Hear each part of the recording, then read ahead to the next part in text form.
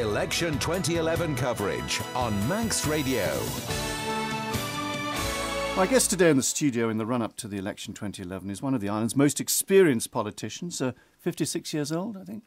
57, my apologies. David-Cretney has represented South Douglas since entering the Keys in 1985. A shop manager before being elected, still a shop owner, locally educated. Since 1996, he's been a minister, tourism, trade, industry, community, culture and leisure now. He's been chair of the Post Office. Good morning, Mr. Cretney. Good morning. Thanks for joining us. In an interview yesterday on this programme, you said, "This is the most difficult time I've experienced." Have you been tempted ever to call it a day? No, I'm not a quitter.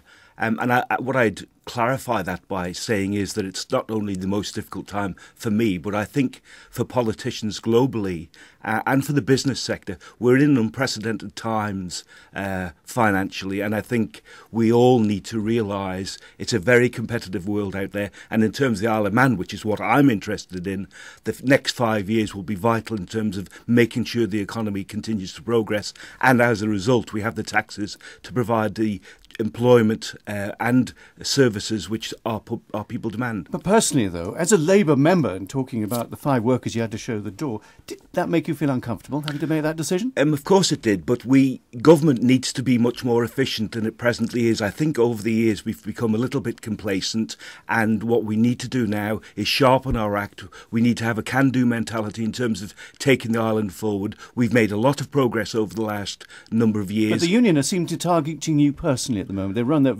advert in the paper about you. Well, that's a matter for the union, and what I would say is that I trust my electorate who know me and know that I'm honest and trustworthy, and I hope that they'll continue to support me at the election. When you were elected back in the 80s, you were a carefree backbencher. How's the job changed? Absolutely. The easiest thing going is to shout from the sidelines or to put questions in every week. The difficult thing is to take on the challenge of responsibility. And I've done that. I've done that for since 1996, as you said, and that has been...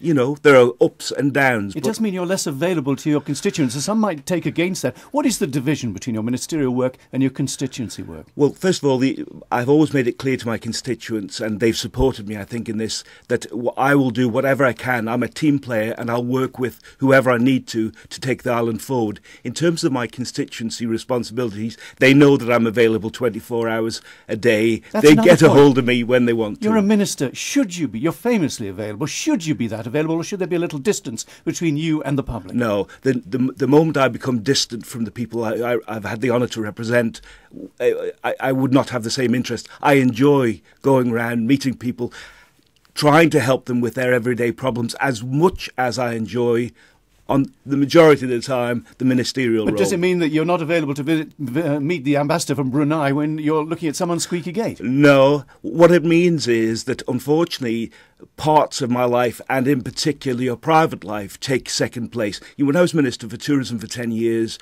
I always made myself available to welcome people or to present prizes or to do whatever was required in that role. And as a result, I didn't have a holiday during the summer period for all those years. But that's what you take on when you take on the responsibility for being a member of the House of Keys, and in particular a minister. South Douglas, a lot of people live in South Douglas. What are the issues? I'd imagine housing. Housing continues to be a big issue. Well, should it be available, housing available to everybody? Well, what I would like to say is that the progress that's been made, for example, in the Pulrose redevelopment, which has made that the estate on the island, in my opinion, whereas people used to have to sleep in their front rooms because they couldn't go in their bedrooms because it was so cold. I'm delighted to have played a part in that, and we need to continue to do work on that area. And also, one of the key issues for my constituents remains education, opportunities for employment, and I'm very keen that we should continue to support our students in university and young people in apprentices, if that's what they wish to do. They're both equally valid. How closely do you work with your colleague in South Douglas? Bill and I have a very good working relationship. We cover separate areas. Bill has taken on responsibility. He was elected on as a Liberal Vannon candidate. He's now chosen to do what I've done and the Manx Labour Party has done since the development of the ministerial system, which is to work as part of the team. The electorate need to make their decision, and they have, in my case, in the past, supported me in doing that. David-Cretney, thank you very much for joining us this morning. David-Cretney, prospective candidate for South Douglas. You're listening to Mandate. It's exactly 8 o'clock.